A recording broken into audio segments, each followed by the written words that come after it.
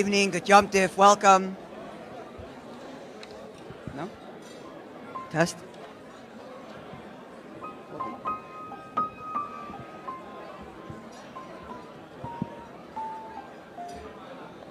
Good Yom Tes, good evening and welcome. Good Yom Tes, good evening, welcome. Welcome, welcome.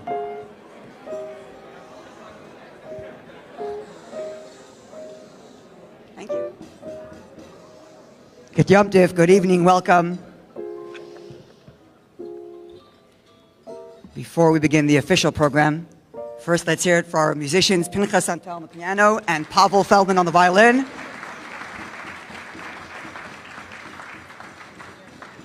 Thank you. It was a wonderful start. We're looking forward to hearing more. Today we're celebrating Yud Tes and Chaf Kislev. I say Yud Tes and Chaf because the celebration is actually a two-day celebration, as the Alter Rebbe was told of his release on the 19th towards the end of the day, and he actually got out in the next day. So it's a two-day celebration, which is why we're celebrating tonight. And before we get to the program, I first want to thank everybody who was involved in making this program a reality, starting with the hosts and hostesses, Heather Amar, Moshe Benshimon, Esther Berkowicz, Robert Carro, Michael Chernack, Debbie Kahns, Osnat Feldman, Hillel Gammal, Chaya Harrison, Elza Hirsch, Bruria Natanblut, Jacob Tink, and Michael Zukor. Thank you all. Much appreciated. And a big thank you to the office staff, supporting cast, and specifically for Pavel Minkowitz. I hope Velvel's not going to be upset, and I hope I don't miss anything, but just to give you an idea of what Velvel's putting up with. Saturday night, Motzei Shabbos, we had a simcha. Sunday night, there was an award ceremony for teens. What am I missing? Tonight, there's this event. Tomorrow, there's another simcha. Tomorrow morning, there's a simcha, a wedding. We have Sunday, there's a carnival here. Monday, there's a public menorah lighting. And there's a Hanukkah dinner next Friday night. What else am I missing, Velvel? BMC Chalap coming up, so thank you, Velvel. Thank you, Bela. We greatly appreciate it.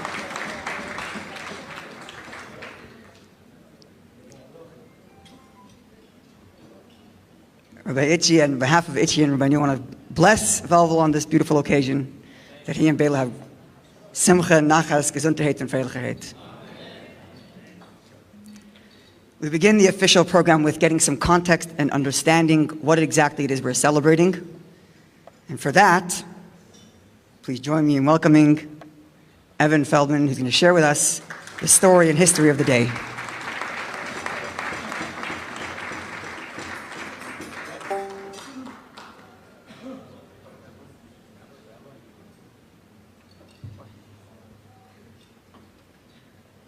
What I wanted to do. I want to speak at a Jewish event in a room full of rabbis. To give context to a Chabad, I could do this myself, Velvel. It's less noticeable when I do it.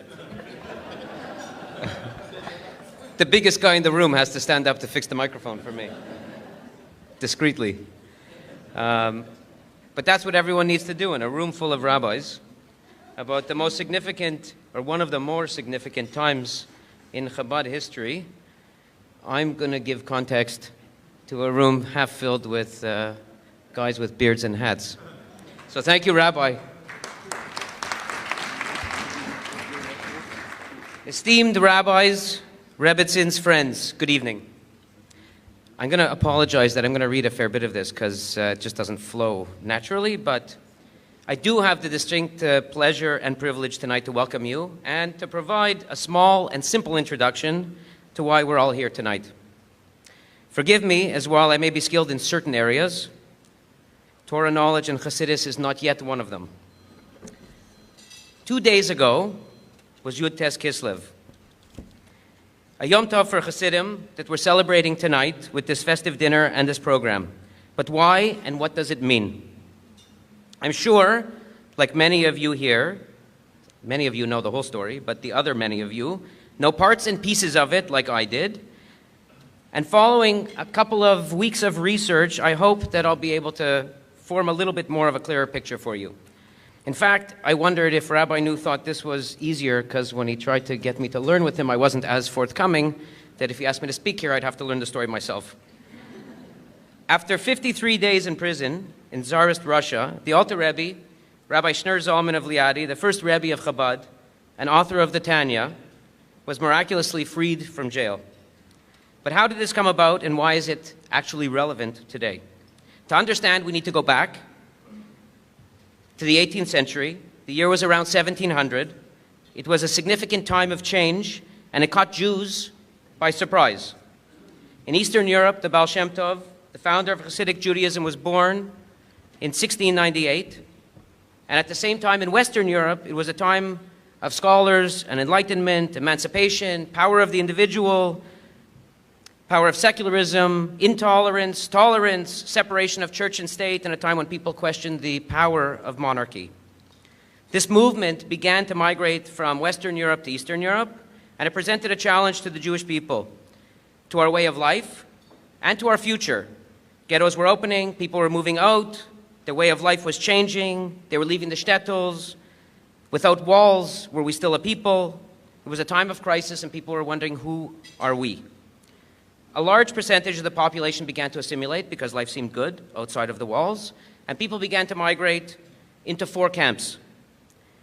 Insulation: you separate yourself from the outside and close yourself in and hope that your kids don't find things outside the walls. It worked before, it doesn't work today. Assimilation: we know that story today.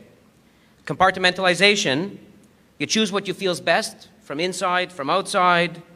And the reform movement, which I'm not making a comment about, but it was born out of that.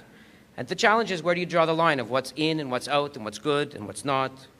And the fourth was Hasidism, that grew out of this period, but not as a response and not as a defense, but rather to give the Jewish people a perspective to relate to the time and to what then was modernity.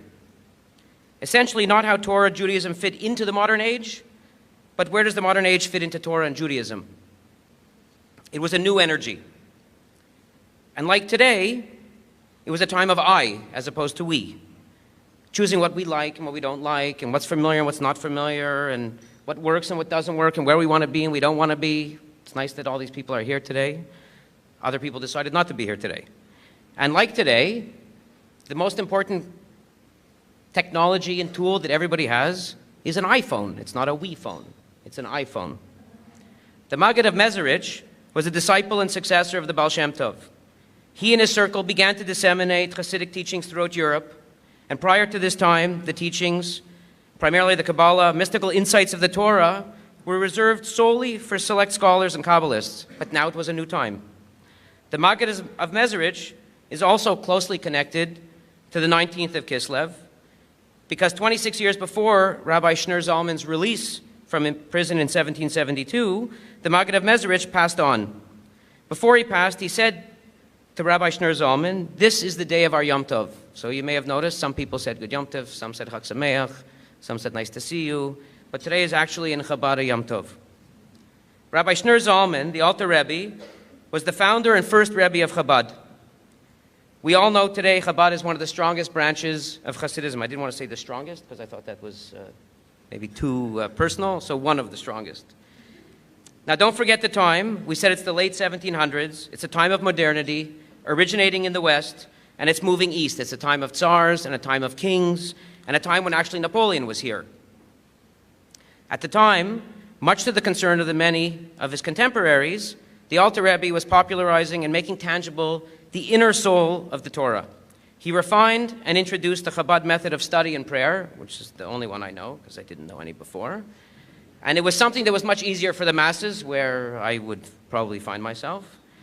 And it's not simple to understand today, but in those days, people didn't read and they didn't write, and the majority of people were non-educated, and they were simple people. So anybody that was learned and was knowledgeable were a select few, and there were a group of people that were trying to keep that private. In the fall of 1798, Rabbi Schneur Zalman was arrested on trumped, no pun intended, up charges. I thought it fit really well. He was arrested because it was feared that his reach and teachings threatened the power of the Russian Tsar. This was related to many issues, but in particular rumors that were spread by those who feared his reach and his growing influence. The Alter Rebbe was a big supporter of Jews in the Holy Land, and it made matters worse because at the time, the Holy Land was controlled by the Ottomans, which was the Turks, and they were enemies of Russia.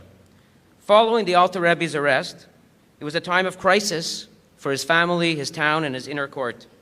The Hasidim immediately set to work to organize themselves to maintain and grow the Alter Rebbe's work, his teachings, to raise money for his household, to work for his release, and they began to fast daily, some a couple days a week, some every day, limit the amount of food they ate, the amount of meat they ate, and pray for his safety and his return.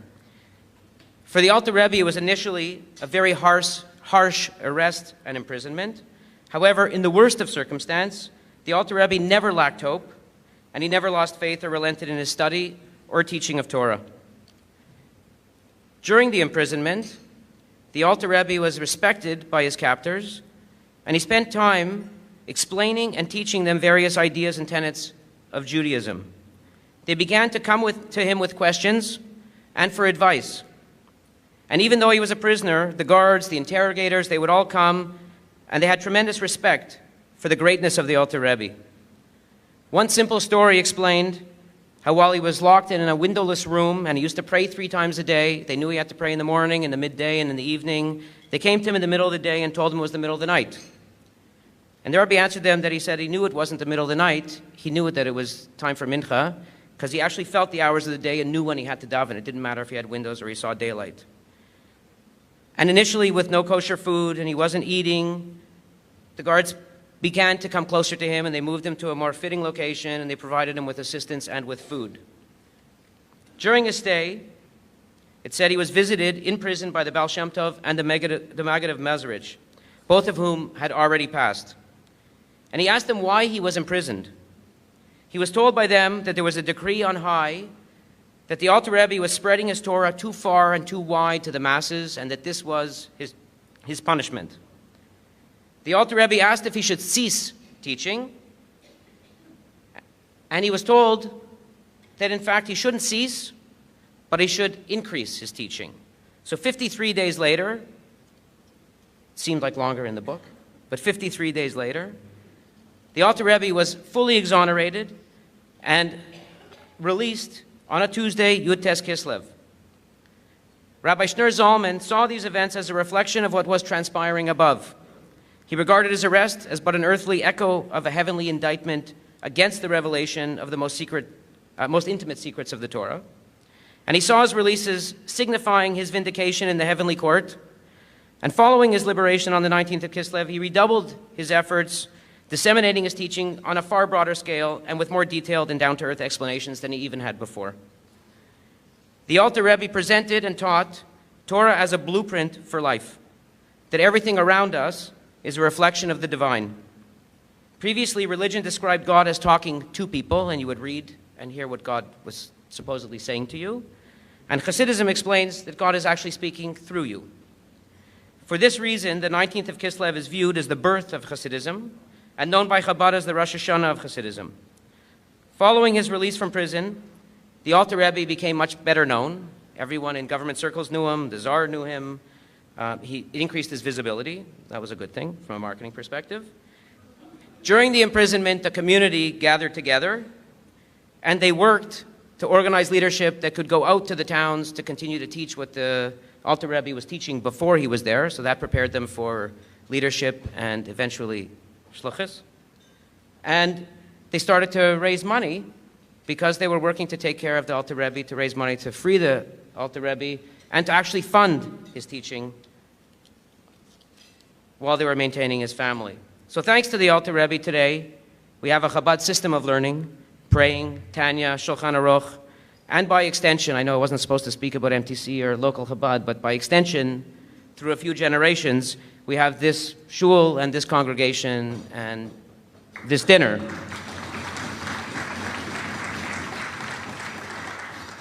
So for us today, one of the best known facets of contemporary Chabad shluchus, which is based on the fundamental teaching from the Rebbe that through dedicating ourselves entirely to a higher purpose, we can ultimately fulfill our full potential as individuals. It's that selflessness gives us the very life and light of our own souls. So the summary is that faith, trust, confidence, and emunah, combined with self-sacrifice, are what lead to ultimate success and redemption. That's what I got from the book. And the little surprise I have is that Yud Tes Kislev was really, I guess, Monday night and Tuesday. So today's now actually the 21st of Kislev, which is my birthday. So I figure by divine providence I'm standing here, and I didn't realize before, but you delayed and switched the night. So on my birthday, I wish you all a bracha that we should also be able to see the light and should bring out the teachings and continue to celebrate Yud Tes Kislev together for a long time. L'chaim.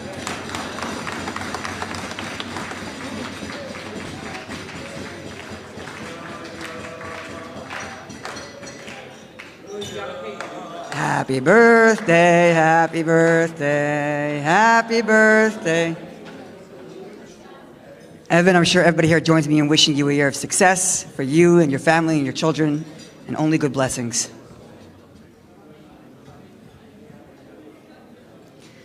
Thank you. The Alter Rebbe later related in a letter. Yeah, he wrote to his brother-in-law, right? He wrote the letter to his brother-in-law? The Alter Rebbe later related in a letter to his mechutin, the Barditchever, the famous Barditchever Rebbe, that he was informed of his release as he was reading from Psalm 55, the verse which reads, Pada v'shalom nafshi. So if you look at your program guide, on the bottom, we have in English, Hebrew, and transliterated the text of that passage of Tehillim that the Alter Rebbe was reading as he was informed of his release. And it's my pleasure to invite Shuli Polter to lead us in a special niggin composed for these words and for this occasion.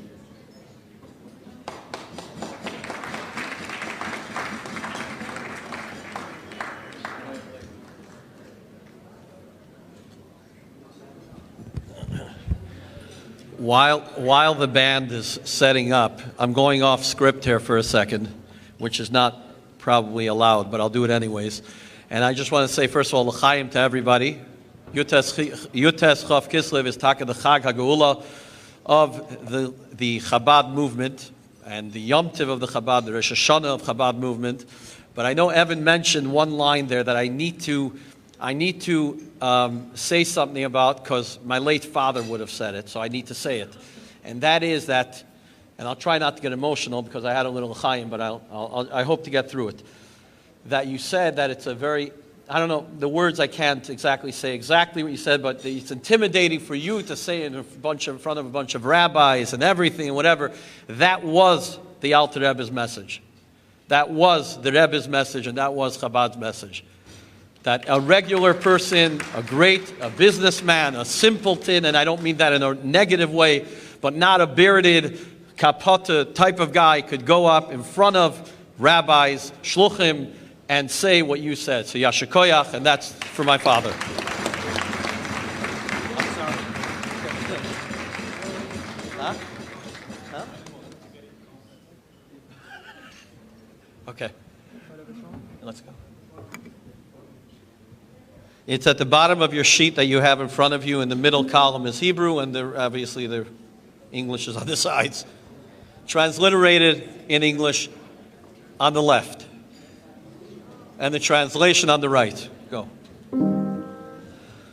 Pada v'shalom nafshi mikrov li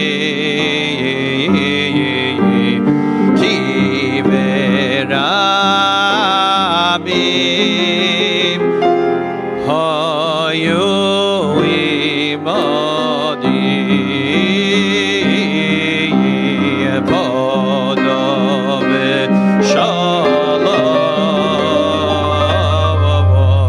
Nafshi mikrov li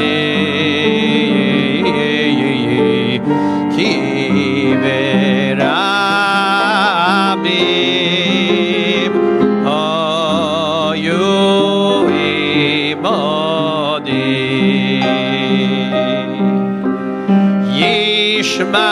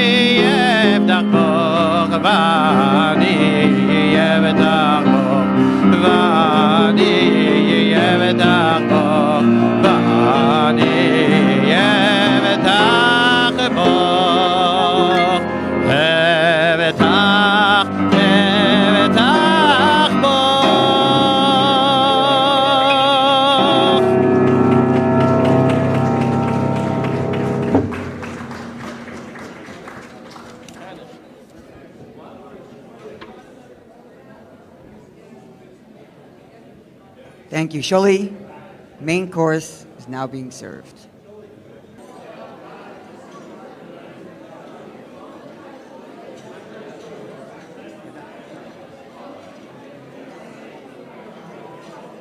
Kindly find your seats. The program is going to begin, going to continue. Kindly find your seats. The program is going to continue.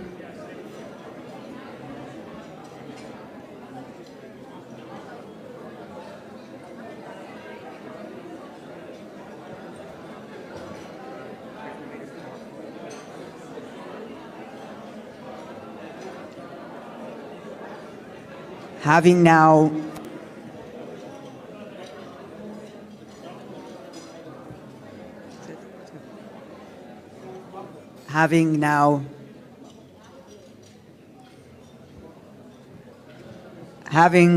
got the context in which Chabad Chassidus emerged and the history,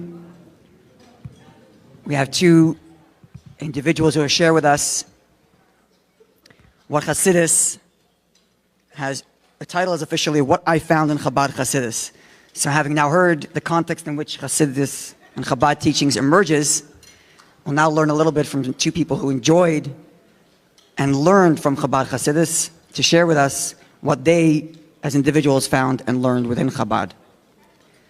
First, Debbie Kahns.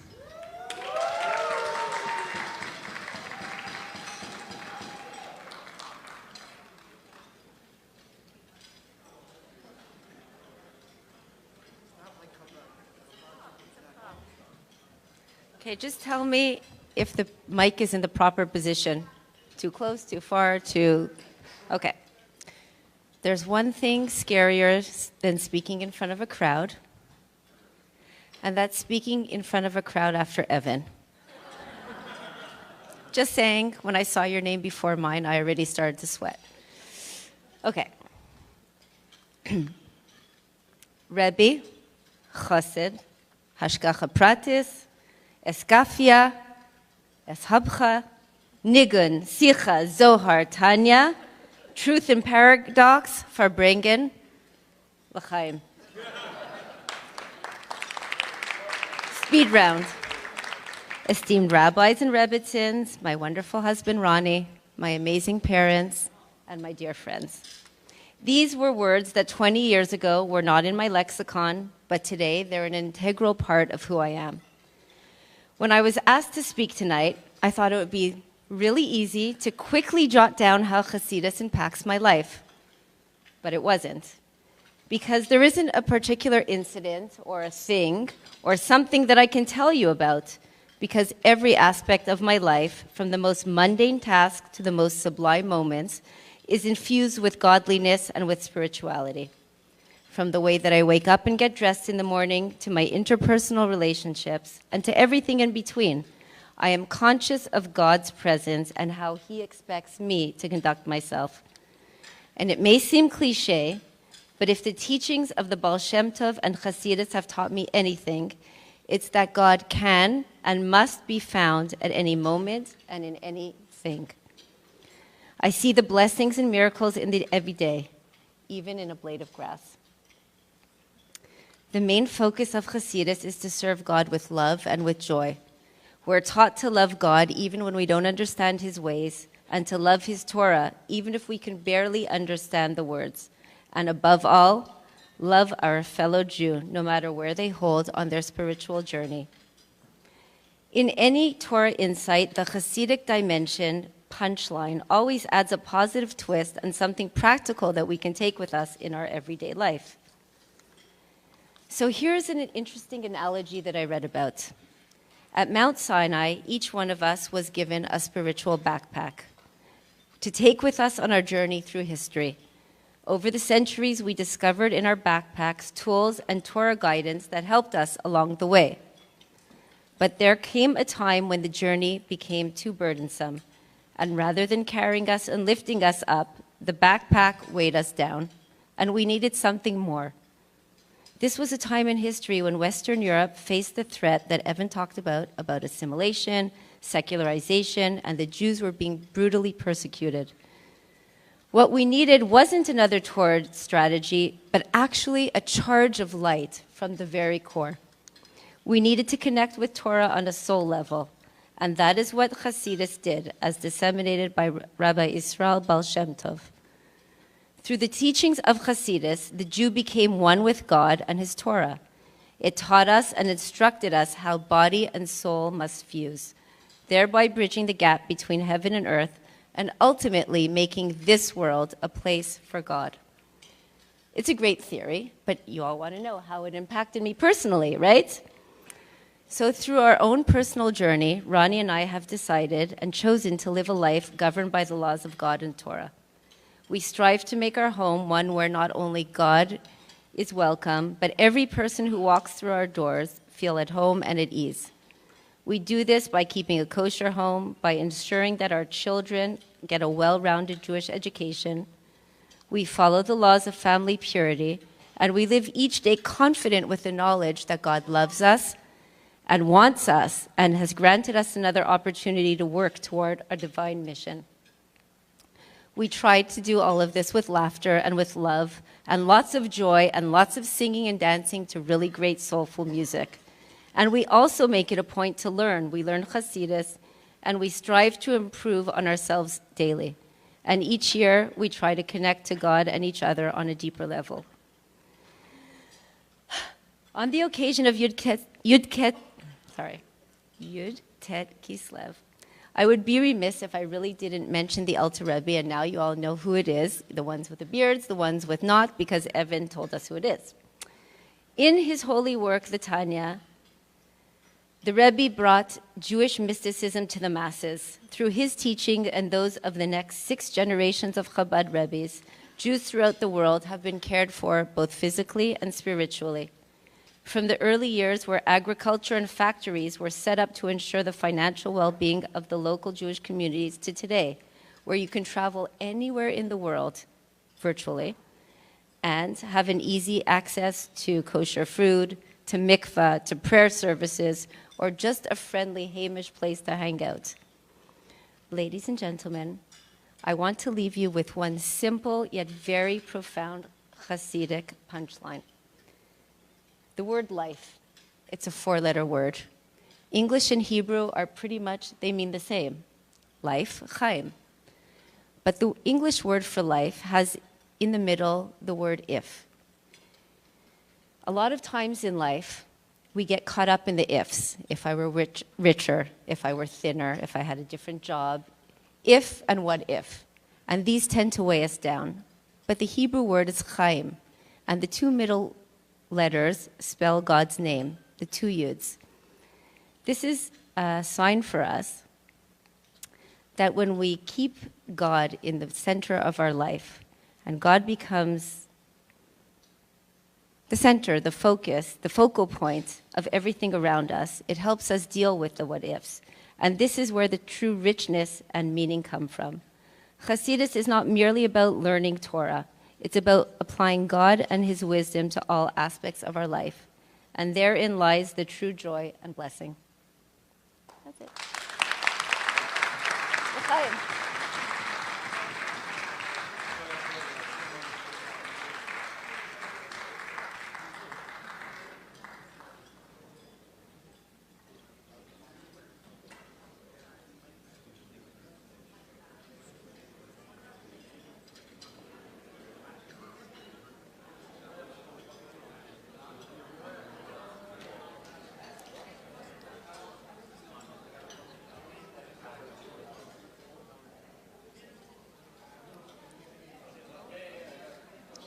Thank you, Debbie.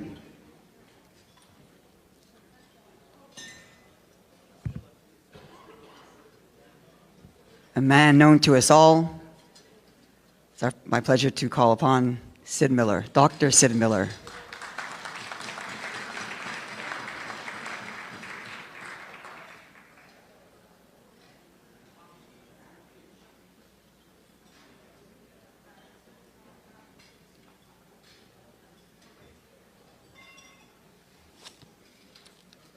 Thank you very much. It's not a bad trick if you're going to be a speaker to at least take something from the earlier speakers. You blend it in, it makes it look like you've been paying attention. So I want to just add that the only thing scarier standing up here speaking to all of you is having to follow Evan and Debbie.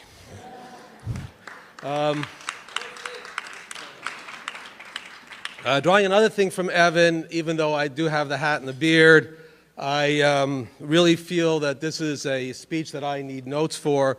I speak a lot regularly, sometimes 3-4 times a week, but it's usually about something I'm very familiar with and very comfortable with.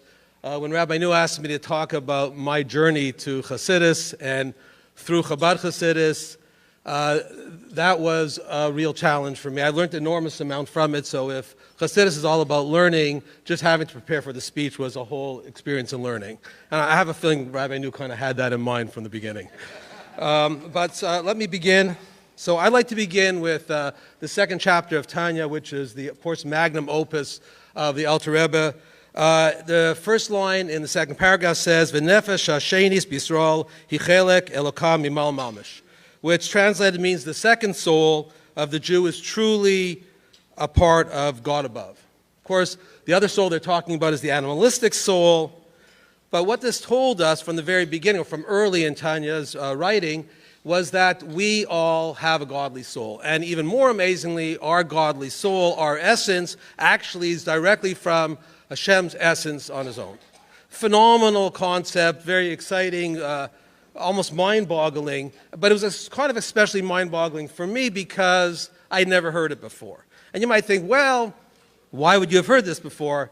I have a bit of a different trajectory than some other people. I grew up from, or Orthodox. Though, as parenthetically, I just want to say that our Rebbe didn't like those terms very much. In fact, he actually was quoted as saying that these differentiations we make between Orthodox and Conservative and Reform are really arbitrary. And in fact, to quote him, he said that specifically, let me get there, I'm not used to having notes, that all Jews share the same Torah given by the one and same God.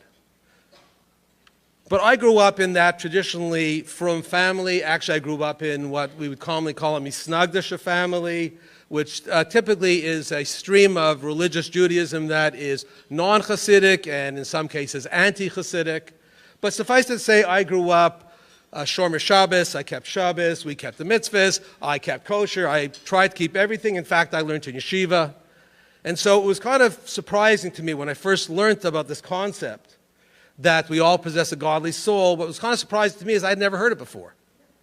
And I thought I should have, but we'll get back to that. So I grew up from, I did everything I was supposed to do. I tried to do more than I thought I was supposed to do. But somewhere along the way, I started faltering. Not in what I was doing, and not even in my understanding of how you're supposed to do it and what you're supposed to do. I learned a lot about that. But my struggle was I was starting to wonder why I'm supposed to be doing it. And I didn't have an answer for that. I didn't give up on mitzvahs right away. But unfortunately, as things evolved, and ironically, though I've since learned perhaps a little bit why, the more mitzvahs I tried to do, it seemed like the further away I got from my essence, which was really not doing very well, and it led to a break. And so at the age of 20, I dropped everything. Now, just to put this in a bit of context, from the time of my bar mitzvah to the age of 20, I put on tefillin every morning, except for Shabbos, of course, never missed once. From the age of 20 to 50, if I put on tefillin once, I would be surprised. So a profound change in me, and what that resulted in, of course, was a profound conflict with my family.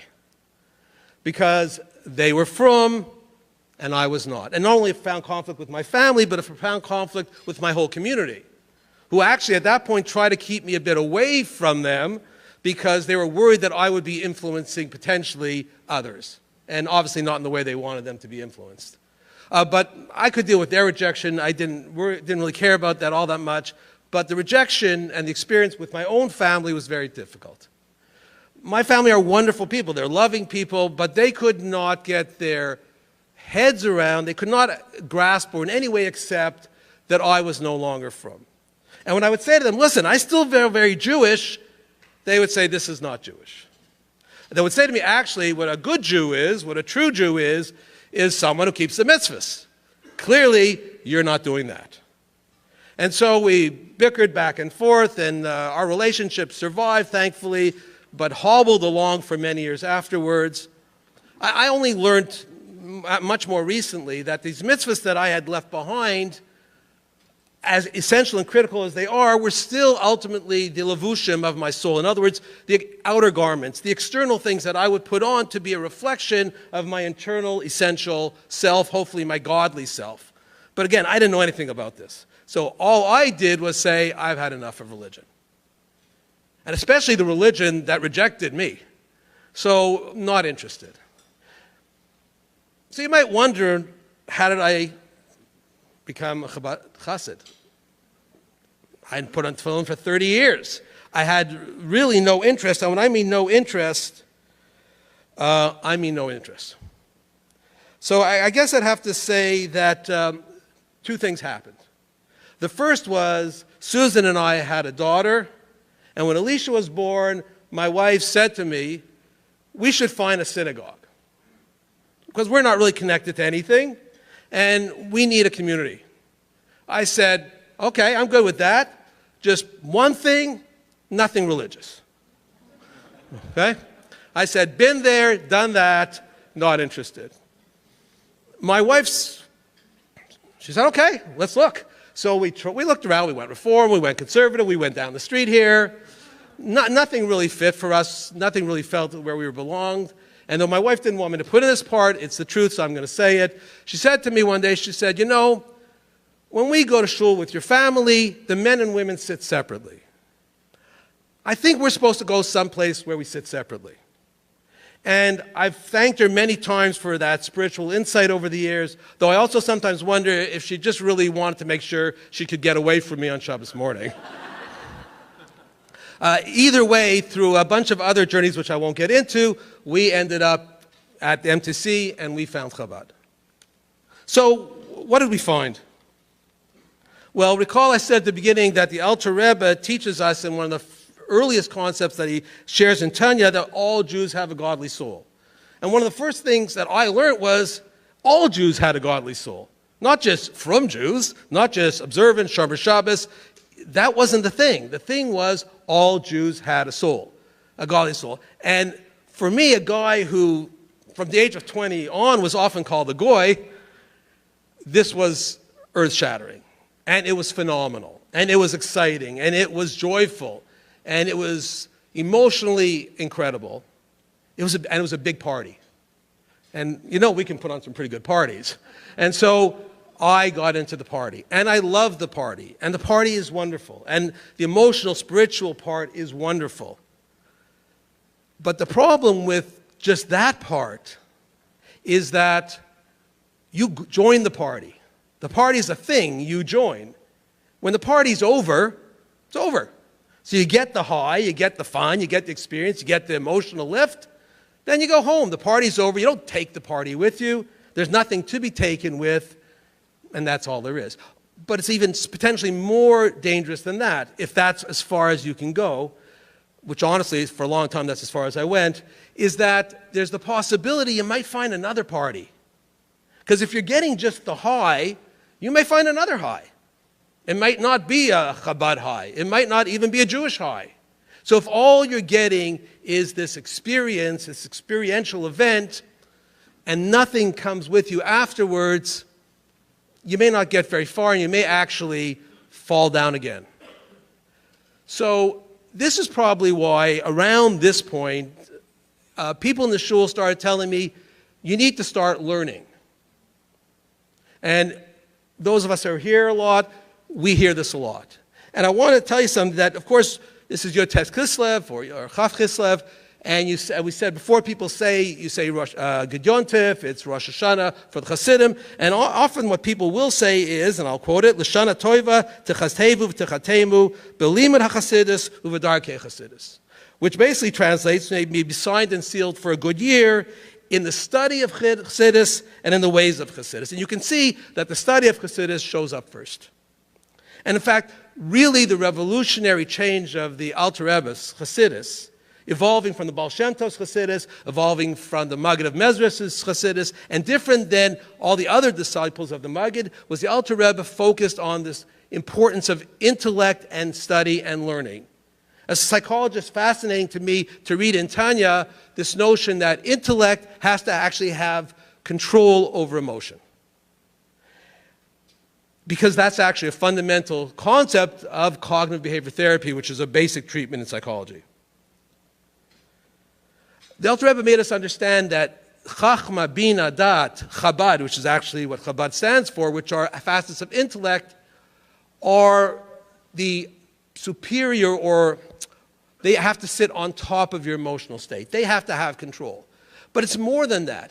through study, through intellect, through learning, you not only control those emotions, you actually elevate those emotions. So those emotions are just not the emotions of the party, they become more profound emotions. And so not only do you get the learning and the intellect, you actually get a more profound sense of emotion as well.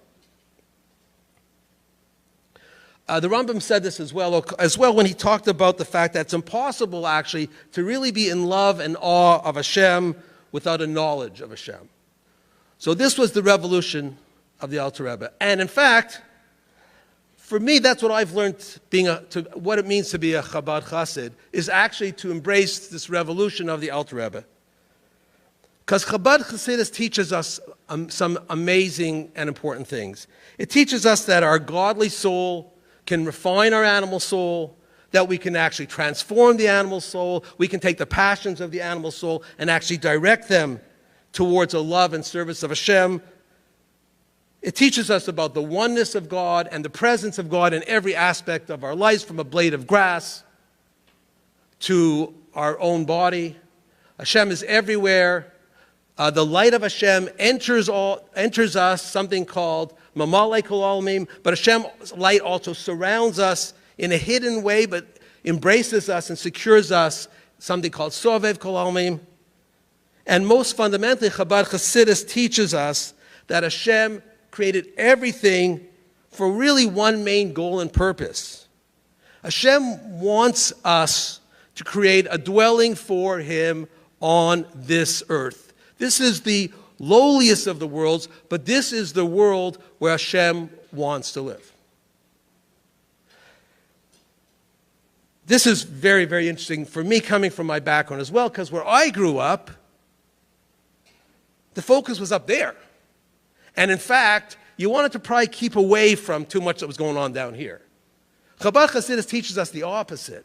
It teaches us the work is down here. You need to get involved down here. Our work is actually here. So Chabad Chassidus has taught me that our work is actually in this world. And each of us, me too, can and needs to be involved in this endeavor of making for Hashem a dwelling place right here on earth. Thank you very much.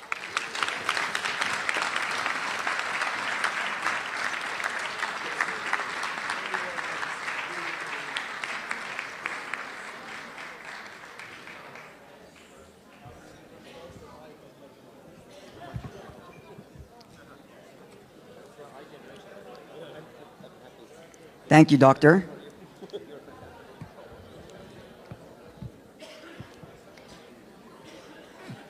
Part of the Chabad tradition and experience is good Chabad Hasidic melodies and nigunim. There's a beautiful nigun known as, it's written here, it's called a nigun yashon. Nigun yashon means an old or an ancient nigun.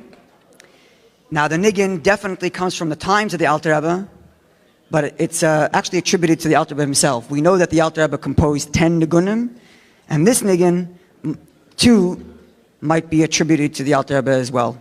So I'd like to invite Shuli again to please lead us in this beautiful nigun. He's going to teach us the nigun.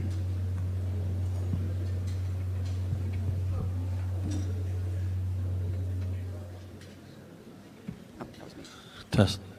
Yashikoyach, I'm sorry, I just have one more thing to say, and I know again I'm off script. But I turned to my wife. Rabbi New called me 3 weeks ago, and he said, "Hi, Shuli," and I get very, very shaken when Rabbi New calls me. I'm an intimidating person. I'm intimidated. I'm sorry. And no, I didn't. And he asked me to sing, and off the cuff, I just said yes. And Shuli Polter doesn't say yes. And I came home, and I told my wife, I said, I don't know what it is. I never say yes. I mean, I do good things for people, but I always give akshanis and stubbornness because, you know, that's how you're, whatever. Galiciana, whatever you want to call it. And tonight, I taka realized that there was a message from the Eibishter, and I mean it sincerely, that listening to all the speeches tonight that did not come from Rabbonim, Go'onim, Chazanim, and whatever, came from the true bottom of people's hearts, was an amazing experience for me, and I'm sure for my wife also, so thank you for that. And at the time, we have to have a Koras HaToiv. We were the first chasana here in MTC, my wife and I. We are true Eine Klach of MTC. So Ashreinu HaToiv Chalkeinu, and HaKoras HaToiv to the Shluchim, to the Rebbe, to the Alter Rebbe, and to all of those that deserve credit. Yasher Koyach. Sorry about that. Go ahead. Start it and I'll start. Go.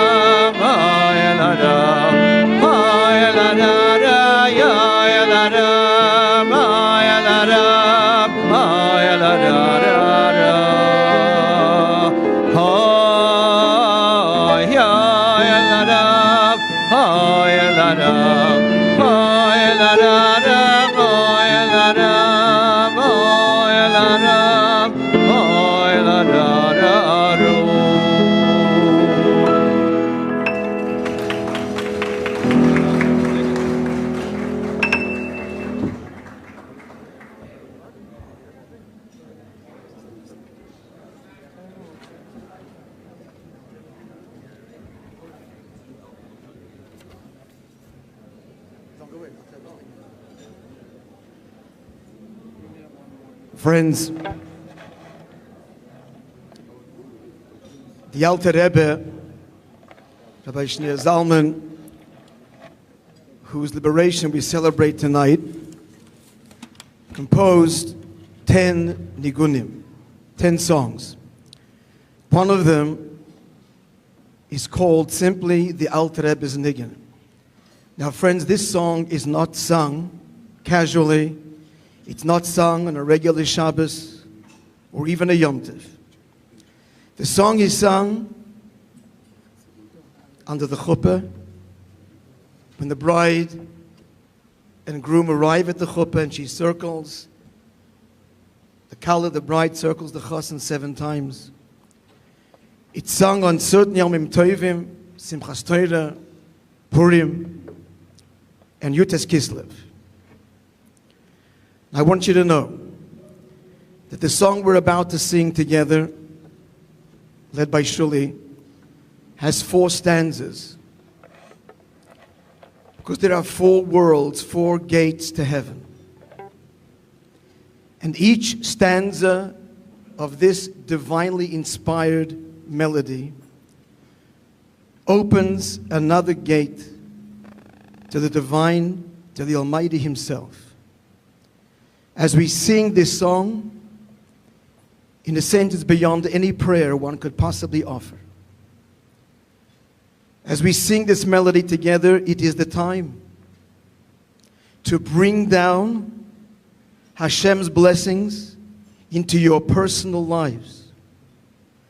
Close your eyes, allow your soul to soar, allow your soul unbridled freedom to connect and bring down the bracha from rung to rung down to this physical, tangible world. I don't think I need to suggest what it is that we should pray for. We all have the same needs. We want nachas from our children. We want good health. And we want good livelihood. But beyond that, friends, the specific bracha that perhaps a loved one, yourself or another, needs, think of them now. And think and pray for and open your hearts to the ultimate bracha, the ultimate blessing, the blessing that will embrace every possible blessing and turn the tears of pain into tears of joy. And that's the blessing of Mashiach's coming, the blessing of the redemption itself, personal and collective. Shuli is here.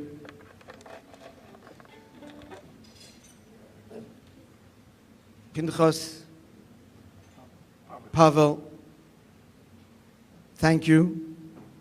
Friends, you may have realized that the songs played tonight were all Chabad Nigunim. None of these songs were composed by someone who wanted to make a song and a bestseller. And they were born in prayer, in meditation, in song, in longing, in love, and in awe of God. And as mentioned, friends, the nigun we're about to sing is Kodesh HaKadoshim, the sacred of the sacred.